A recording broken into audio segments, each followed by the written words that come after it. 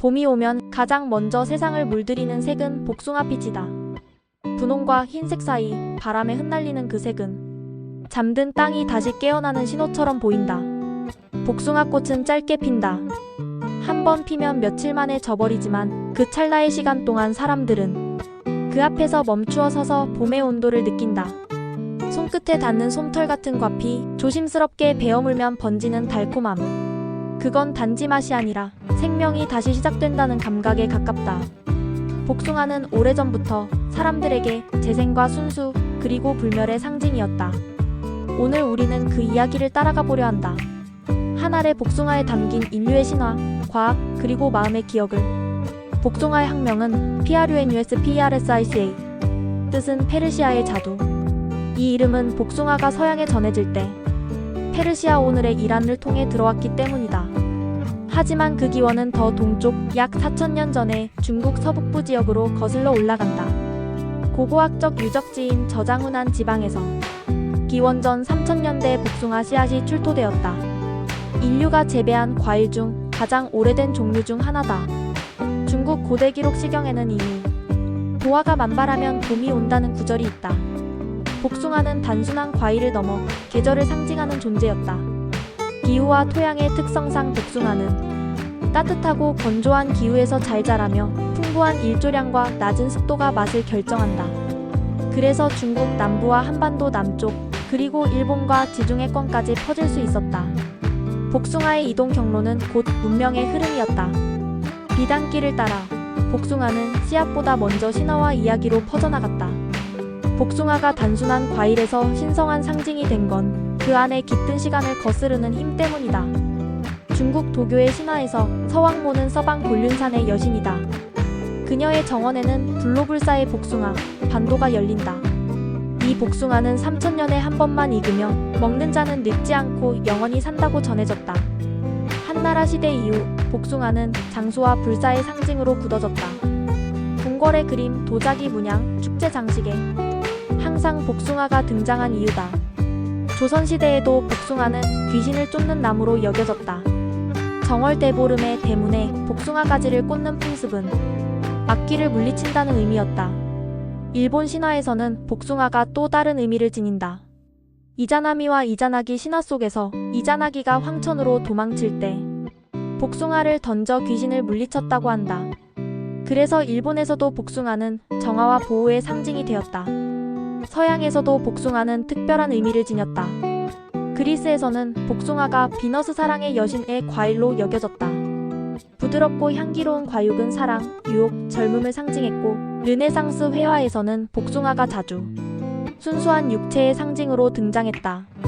이렇듯 복숭아는 동서양을 넘어 인간이 바랐던 영혼과 사랑의 이상을 상징하는 과일이었다. 복숭아의 향과 단맛은 모두 화학의 예술이다.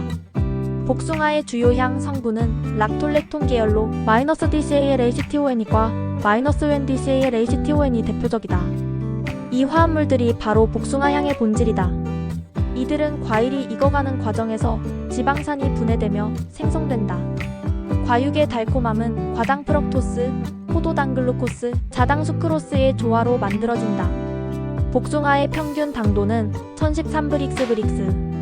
햇빛이 충분한 지역의 복숭아는 광합성 효율이 높아 당도가 높고 향이 강하다.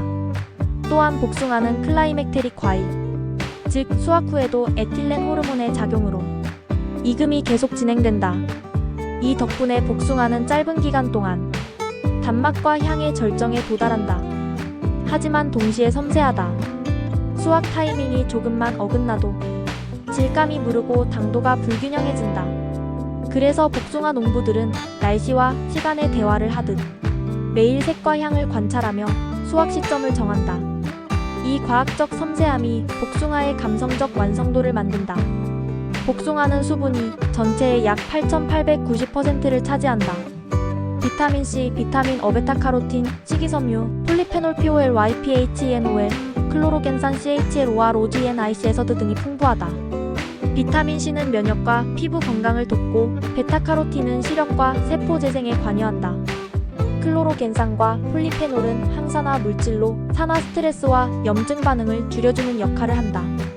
특히 복숭아 껍질에는 플라보노이드 FLAVONOID와 안토시아닌 ANTHOCYANIN 성분이 포함되어 있어 혈류 개선과 노화 방지 효과가 보고된다. 또한 복숭아의 구연산 시트릭 애서드은 피로 회복과 신진대사 촉진에 도움을 준다. 동의보감에서도 복숭아는 기혈을 순환시키고 열을 내리며 갈증을 먹게 한다고 기록되어 있다. 즉 복숭아는 맛과 향을 넘어 몸의 균형을 되돌리는 자연의 회복식이었다. 복숭아빛 얼굴이라는 표현처럼 복숭아는 인간의 감정을 가장 아름답게 비유하는 언어였다. 고대 시인들은 복숭아꽃을 사랑의 시작으로 노래했다. 이백은 도화수 아래 연인이 웃는다고 썼고 조선의 시인들도 복숭아꽃이 핀 마을을 이상향으로 그렸다. 서양에서도 복숭아는 순수한 욕망의 상징이었다. 르네상스 회화에서 복숭아는 비너스의 손에 들린 사랑의 열매로 등장하며 순수한 욕망과 무구한 아름다움을 동시에 나타냈다.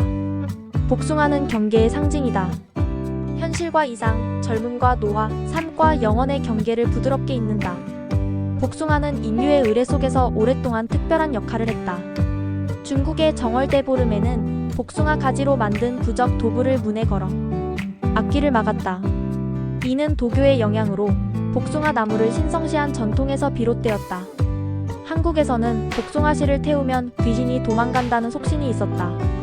이 때문에 무당의 굿이나 제2의 복숭아 나무로 만든 도구가 자주 쓰였다. 일본에서는 복숭아 모모가 사랑과 장수, 정화의 과일로 자리잡았다. 모모타로 전설에서 복숭아는 악을 물리치고 세상을 구하는 탄생의 상징이 되었다.